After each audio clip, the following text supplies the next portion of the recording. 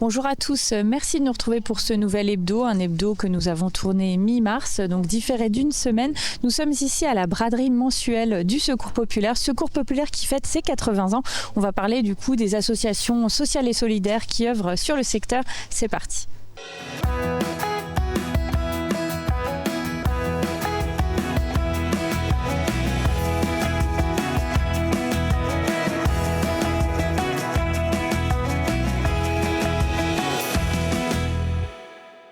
Je rejoins Louisa Kellil, bonjour. Bonjour, Vous êtes Gall. secrétaire générale de l'association du Secours Populaire des Vosges. Tout à fait. Et donc c'est une année importante pour le Secours Populaire parce qu'il fête au niveau national ses 80 ans. C'est 80 ans, tout à fait, oui. Il y a 80 ans cette année, donc ça va être l'année des 80 ans. Surtout, tout ce qu'on va faire tout au long de l'année, ça va être toujours sur les 80 ans. Donc une grande année. Et puis 25 ans, il me semble, pour l'association locale. Depuis 90, ouais, donc ça fait 35 ans. 35 ans. Même pas compté. 35 ans à Épinal, 35 ans. Ça fait un petit moment déjà. Oui. Alors, on pensait, j'imagine, il y a 35 ans, enfin même il y a 80 ans, que ça n'allait pas forcément durer dans le temps. Et pourtant, c'est toujours là et c'est plus important que jamais d'ailleurs parce que les besoins augmentent ces dernières années. Hein. Oui, la solidarité augmente, les personnes en précarité augmentent aussi. C'est de pire en pire. Par exemple, combien de bénéficiaires vous avez au Secours Populaire dans les Vosges ? Dans les Vosges, on a 770 familles, ce qui représente à peu près 2680 personnes. D'accord. Voilà, donc, c'est quelque chose qui a augmenté ces dernières années ? Par rapport à l'année dernière, il y a eu une diminution, mais c'est tellement aléatoire. Oui, forcément. En 2 mois, voilà, ça peut changer. Hein. On peut monter à 800, on peut redescendre à 750, on peut remonter à 850. C'est vraiment aléatoire. Est-ce que vous avez vu les profils des bénéficiaires évoluer ? Bon, on a de plus en plus de personnes seules. Hein. Oui. On a eu, c'est pareil, on a eu des personnes, beaucoup de familles monoparentales. Ça a changé. En fait, il y a eu d'une année à l'autre, c'est complètement différent. C'est beaucoup de personnes seules. Et puis aujourd'hui, des gens qui sont des travailleurs pauvres, plus forcément des gens qui n'ont pas d'emploi. Hein. Qui n'ont pas d'emploi. Ou, il y en a forcément, oui. Beaucoup, des sans revenus, on a à peu près 80 personnes. D'accord. 80 familles. D'accord. Donc sans revenus. Donc le reste, ils ont quand même des petites activités, mais pas suffisamment pour vivre en fait. Ils n'ont rien, ils n'ont aucun revenu. D'accord. Et alors, rappelez-nous un petit peu les vocations du Secours Populaire. Donc, il y a l'aide alimentaire, il y a tout un tas d'aides à la personne qui est faite. Hein. Oui, l'aide alimentaire, il y a une vestiboutique. Ouais. Il y a une salle de jeu pour les enfants quand les parents attendent pour leur colis. Il y a des activités qui se font tout au long de l'année, donc plusieurs activités. Des aides, on essaie d'aider les personnes, on les accompagne sur des documents administratifs. Voilà, sur l'administratif. C'est pas toujours évident, quand les personnes sont d'origine étrangère, voilà. Ne serait-ce que comprendre ce qu'on attend d'eux. Oui, voilà, c'est ça. On essaie un peu le passage. On essaie d'aider comme on peut, aussi bien les ramener vers la sécurité sociale. Ils n'ont pas rien pour faire. Ils n'ont rien, quoi. Donc ils arrivent, ils n'ont rien. Pour revenir sur l'aide alimentaire, combien de repas ça représente Pour une personne seule, ça représente 14 repas. 14 repas. Sur le mois. Donc c'est complété évidemment avec les autres associations. C'est quelque chose de complémentaire. Voilà, tout à fait. Un travail. Voilà. En règle générale, les bénéficiaires qui sont chez nous vont dans les autres associations. Ils n'ont pas le choix. Et c'est pareil dans les autres associations. Donc, Et il y a bien sûr aussi vos dispositifs où vous permettez à des gens de partir faire des sorties, des vacances, des choses comme ça. Hein. Oui, faites ça tous les ans. Hein. Tous les ans, on fait la journée des oubliés des vacances qui se passe au mois d'août. Donc ça, elle se passe à partir du 20 août.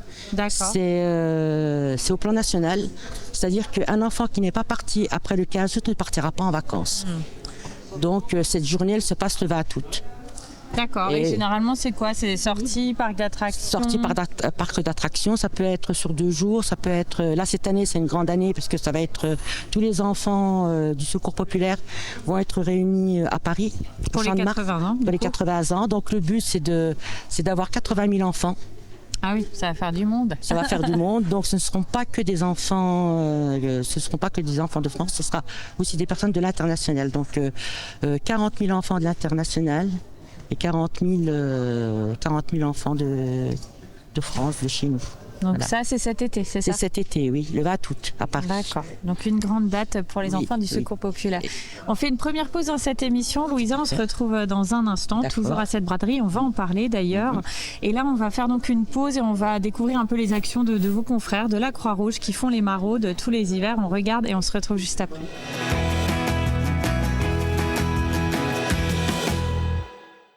Les soirs de maraude, une trentaine de personnes sur Épinal, une douzaine sur Saint-Dié viennent à la rencontre de la voiture de la Croix-Rouge. Depuis 1 an, ils sont chaque mois plus nombreux. On faisait le constat que d'abord il y avait un rajeunissement et puis il y avait une augmentation de la fréquentation, avec une augmentation de gens qui se déclarent en situation de rue. Il n'était que 2 ou 3 SDF sur Épinal l'an dernier. Depuis cet été, ils sont 3 fois plus. Durant la période hivernale, les mardis et vendredis, les bénévoles se retrouvent dans ce local spinalien pour charger les denrées et les produits de première nécessité. On lance un peu un appel aux structures, au commerce, aux grandes surfaces, pour nous donner des équipements. Si ils ont des stocks qui dorment, on est preneur, notamment des vêtements pour hommes, mais aussi des équipements type pour des tentes ou des choses comme ça. Le profil type du bénéficiaire, un homme seul, 45 ans, une mauvaise santé mentale, dépression notamment, bien souvent des problématiques de drogue et d'alcool, mais aussi les accidents de parcours. Adil travaillait depuis 14 ans au Baru à Gérardmer avant d'être à la rue. Et après mon divorce, donc c'est la descente aux enfers. La descente aux enfers, donc voilà, je voyais pas mes enfants, un petit souci avec mon ex-femme, tout ça. La dépression, ça m'a duré 8 ans. Heureusement, il y a des associations comme ça parce que sinon, on ne sait pas où on sera. Oui, je suis SD parce que j'étais dans un foyer, il y a eu bagarre, alcool, bagarre, et voilà. Et du coup, là, maintenant, qu'est-ce que vous procure la Croix-Rouge? La Croix-Rouge me procure tout le bonheur que je demande. La soupe, des habits, des duvets. Ça fait plusieurs années que je ne suis pas venu parce que justement, avant, j'étais vraiment à la rue.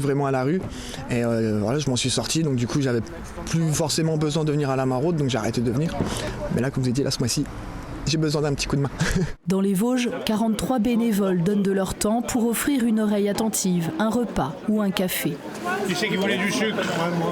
Des bénévoles qui font au mieux, malgré les contraintes. Après la distribution de la nourriture, souvent nous prenons des demandes, soit en cet hiver de bonnets, d'écharpes, de tout ce qui peut les garder bien à chaud en fait.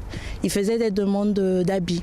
Vous n'aviez pas suffisamment pour leur distribuer? Il y a actuellement beaucoup plus de demandes que ce qu'on a en stock. Du coup, on essaie de gérer.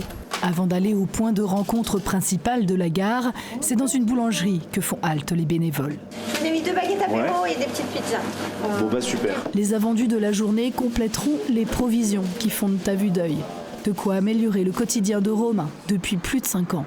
Je connais la plupart des gens qui viennent ici, donc comme vous disiez tout à l'heure,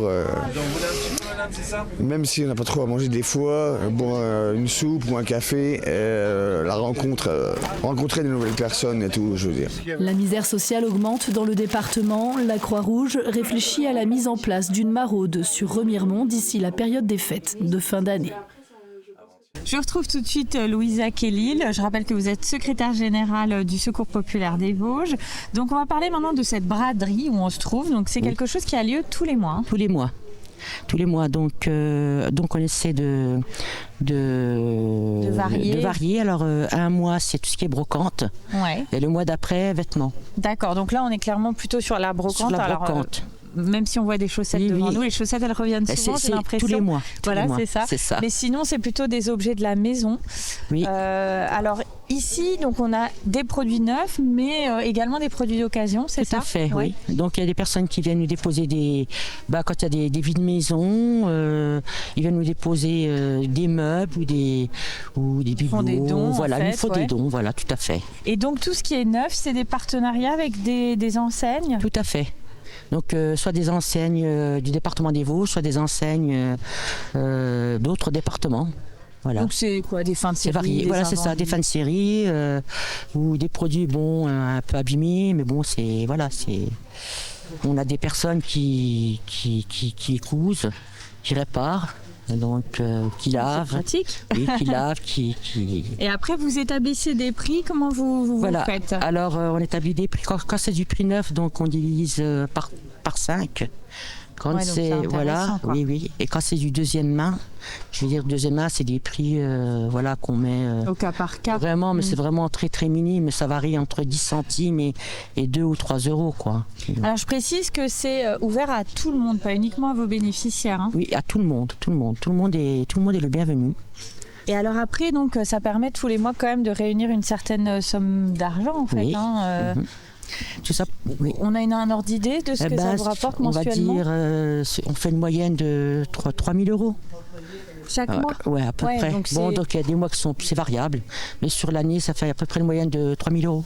Et donc, alors ça permet évidemment de faire vivre l'association, mais c'est aussi reversé à diverses causes que vous sélectionnez à chaque fois. Tout dépend de l'actualité. Voilà, Donc c'est il y a les catastrophes naturelles. Donc il y a des braderies qui sont dédiées pour les catastrophes naturelles, il y a des braderies qui sont dédiées pour les vacances, des braderies qui sont dédiées pour des achats spécifiques en nourriture. Si on est en manque de viande ou de poisson, ou voilà, des produits vraiment. Vous adaptez. Voilà, on s'adapte aux besoins. Et vous aidez quand même beaucoup d'associations qui aident, qui s'occupent des enfants. C'est important pour vous. C'est une cause qui vous tient à cœur au Secours populaire. Oui. Là, on aide à l'international. On a deux partenaires qui se trouvent à Madagascar. Ouais. Donc, c'est un hôpital pour enfants, donc qui construisent un hôpital. D'accord. Pour des enfants qui n'ont rien. Et qui n'ont pas accès aux soins. Qu'on pourra avoir chez nous. Oui. Et là, ça fait 4 ans. Donc, on a un partenaire en Moldavie qui s'occupe d'enfants qui viennent d'Ukraine. D'accord. Des orphelins. Donc, depuis la guerre, ils ont traversé. Ils sont arrêtés en Moldavie. Et vous y êtes allé récemment? Oui, j'y suis allée la semaine dernière. Et c'était. C'est important de voir la réalité des choses. Ouais. Et c'est là qu'on se rend compte que c'est pas du tout ce qu'on pense, quoi. En fait, c'est troublant. Bah oui, mais forcément. Mais du coup, voilà, vous savez où vont les dons, et j'imagine que ça renforce encore vos convictions. Voilà, c'est ça en fait. C'est pas, on fait pas un don et puis sans savoir ce qu'il y a derrière, quoi, s'il y a quelque chose derrière, quoi. Bien sûr. Et là, réellement, on voit vraiment ce qui se passe, quoi. Où va l'argent et puis si c'est utilisé à bon escient. Surtout ça. Et je termine en précisant que vous avez organisé dans le cadre de ces 80 ans aussi une grande tombola dont le tirage au sort va avoir lieu ce week-end, c'est ça? Il a eu lieu. Et oui, il a eu lieu déjà. Il a eu lieu hier, le tirage. Et demain sera la remise des lots. Donc de toutes les personnes, on a vendu 1000 tickets. D'accord. Donc ça s'appelle les dons actions. Et cet argent va à l'international. Ok. Voilà. Donc pour pareil des causes. Pour des causes bien spécifiques, donc toujours pareil, soit des problèmes de guerre, soit une catastrophe naturelle. Il y a de quoi faire, malheureusement. Oui, c'est pratiquement tous les mois, il y a quelque chose. Donc voilà, on sait comment faire de bonnes actions. On peut venir ici sur ces braderies mensuelles. Tout à fait. C'est toujours la même date ou c'est comment on peut se renseigner pour savoir comment venir? C'est le deuxième week-end de chaque mois. Deuxième week-end de chaque mois. C'est entre le 10 et le 14, ça dépend. D'accord. Bon, il y a toujours, on est toujours prêt à recevoir tout le monde. Tout le monde est le bienvenu. Le message est passé. Merci c'est moi qui vous remercie beaucoup d'avoir répondu à nos questions. Merci. On fait une deuxième pause dans cette émission et je vous propose de retourner 30 ans en arrière. C'était en 1995 où dans une école maternelle, les enfants avaient fait don de jouets, de choses comme ça au bénéfice du Secours populaire. Donc je vous propose de regarder et on se retrouve juste après.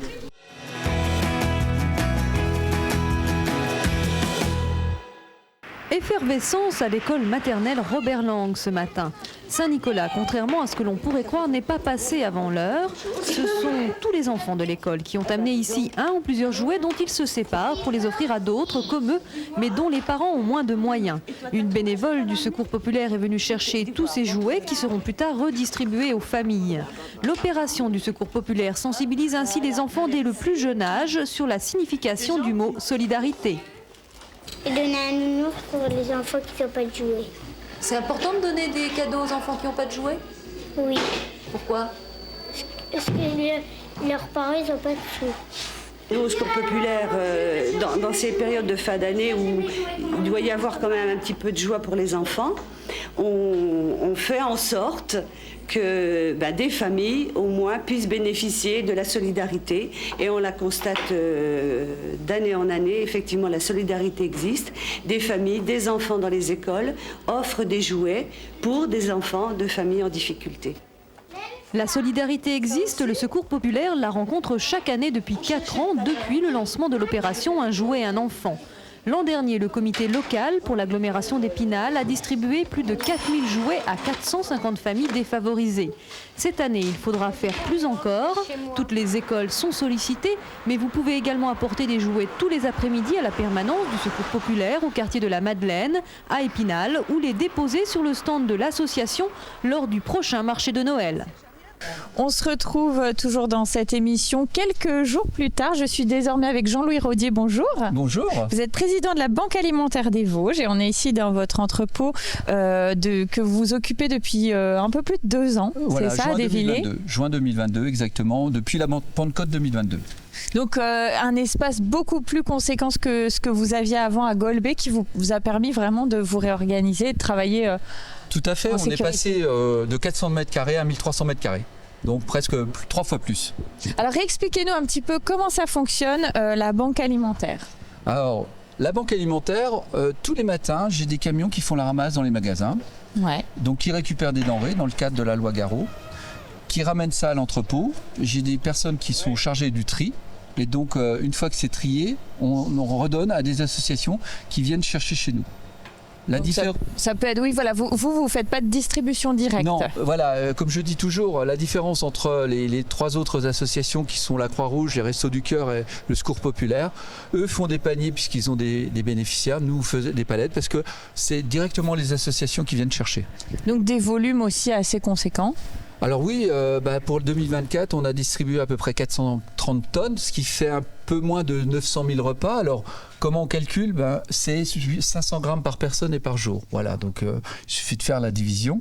Et donc, on récupère un peu moins de 410 tonnes, puisqu'on a un stock quand même de produits européens et d'autres produits qui permettent de compenser le fait qu'on n'a pas, à la fois entre l'appro et la distribution, le même tonnage. D'accord. Et vous avez vu depuis 2020, Covid, donc vous êtes arrivé à peu près à ce moment-là à la Banque alimentaire. Ah oui, pardon, oui, excusez-moi. En tout cas, 2020, vous êtes passé président, si je ne dis pas de bêtises. Voilà, c'est ça. Et depuis 2020, vous avez vu, en tout cas, le nombre de bénéficiaires vraiment augmenter fortement. Tout à fait. 2020-2021, on avait passé la barre des 3000 bénéficiaires avec 33 associations. 2023-2024, nous avons passé la barre des 5000 bénéficiaires avec le même nombre d'associations.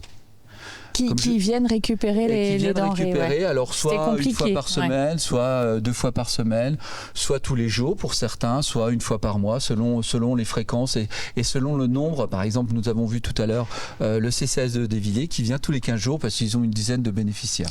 Et donc, heureusement, quelques associations se sont rajoutées entre-temps parce qu'il faut aussi s'occuper de tous ces bénéficiaires. Oui, on a par exemple le FMS Le Béillard, la Fédération médico-sociale du Béillard, qui a maintenant ouvert 4 pensions de famille, donc une sur Épinal, de Charmes, Rupt-sur-Moselle et la 4e j'ai perdu, mais bon voilà, mais qui permettent d'avoir quand même à peu près entre 10 et 20 bénéficiaires par pension, donc tout de suite, ça augmente le nombre de bénéficiaires. Et donc, nous sommes maintenant à 36 associations pour l'année 2025. Voilà. Et donc, vous avez aussi augmenté le nombre de bénévoles. C'est le bâtiment, entre autres, qui les a attirés. Vous avez aujourd'hui pas mal de compétences dans votre équipe. Oui, tout à fait. Je veux dire, depuis 2022, il y a eu l'effet bâtiment comme il y aurait l'effet papillon. Et aujourd'hui, nous sommes passés de 35 bénévoles à 45 avec des compétences diverses et variées. J'ai par exemple un ancien ingénieur de la TRAN qui s'occupe de tout ce qui est sécurité du bâtiment. J'ai des gens qui viennent du service de la direction des impôts qui s'occupent de différentes choses. J'ai des cuisiniers qui s'occupent de tout ce qui est hygiène et sécurité des aliments. Donc c'est précieux d'avoir des profils comme ça. C'est surtout dans les associations d'avoir des gens sur des postes un petit peu particuliers. Alors, sans être péjoratif, un trieur, un chauffeur, oui, il y a des gens qui viennent, je fais du tri, je vais conduire. Par contre, vous allez faire la comptabilité. C'est beaucoup plus compliqué à trouver. Il faut savoir un peu de quoi on parle. Voilà, tout à fait. Alors, il y a des projets que vous avez en tête pour cet entrepôt, notamment un atelier de transformation. Tout à fait. Alors, pourquoi un atelier de transformation ? Tout simplement, on a des produits comme les légumes et les fruits qui sont abîmés, qu'on ne peut plus pas donner aux associations parce que c'est pas normal de donner des produits abîmés, mais qu'on peut transformer en retirant la partie abîmée pour faire des soupes, pour faire de la confiture, de la compote. Alors ça nécessite un atelier qui répond aux règles d'hygiène. Bien sûr. Et là, j'ai la chance d'avoir 2 cuisiniers qui ont leur diplôme, donc je peux me permettre d'ouvrir cet atelier. Alors c'est un coût, bien sûr. Après, c'est le rôle du président d'aller trouver les financements et de pouvoir répondre à cette demande parce que ça va être important puisque les produits qui seront transformés seront redonnés aux associations. Ça évite aussi le gaspillage alimentaire. Il me semble que c'est aussi l'un de vos credos à la Banque alimentaire. Évitons le gaspillage pour nourrir les hommes et les femmes. Donc là, vraiment, on sera dans la logique. Et puis, il faut savoir qu'il y a une loi maintenant qui nous interdit au niveau des déchets organiques comme les légumes, etc., de mettre ça dans la poubelle. Donc, pour l'instant, on se le permet encore, mais d'ici quelques années, ça sera plus possible. Donc, autant pouvoir les transformer.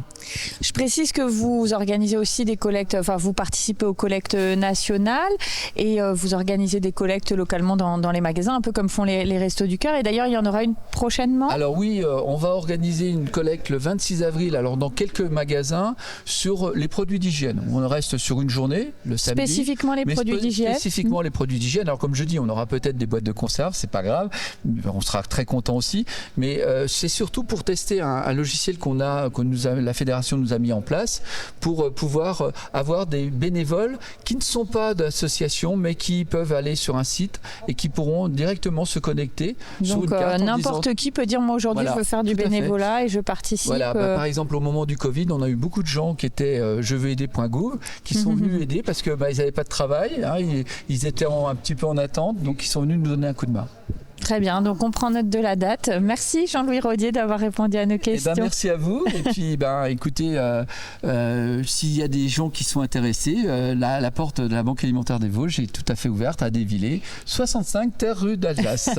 Le message est passé, merci. On regarde les infos de la semaine.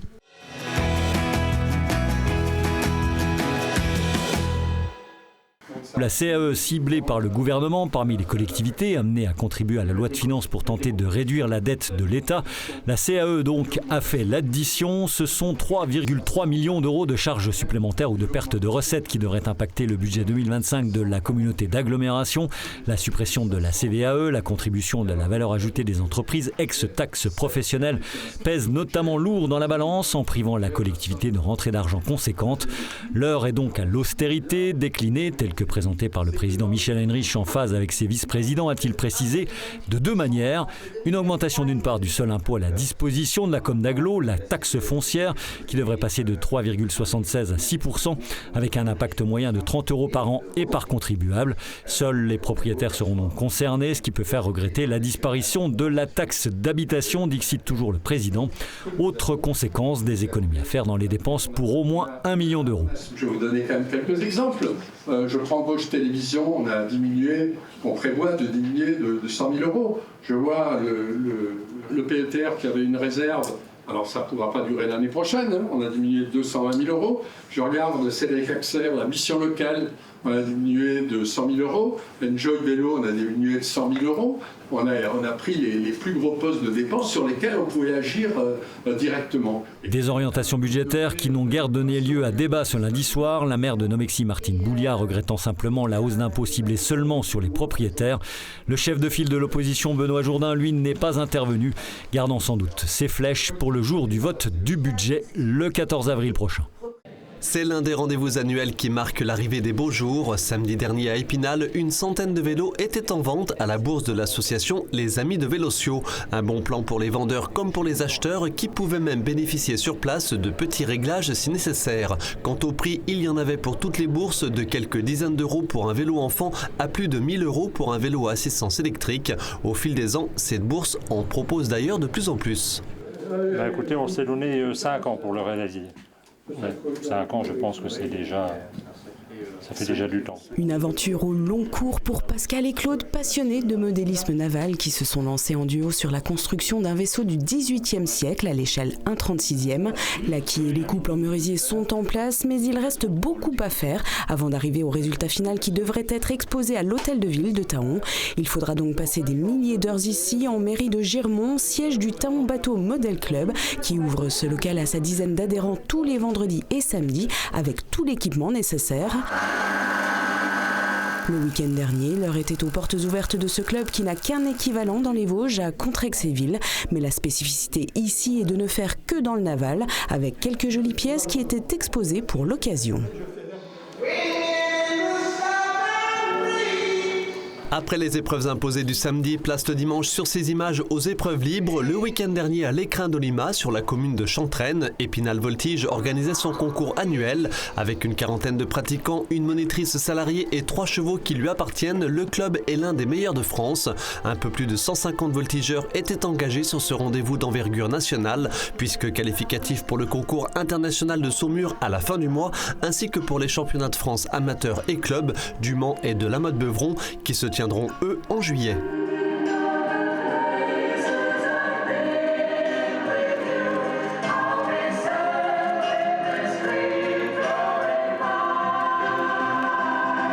Vous allez attendre ici vu que la salle d'attente est hors service.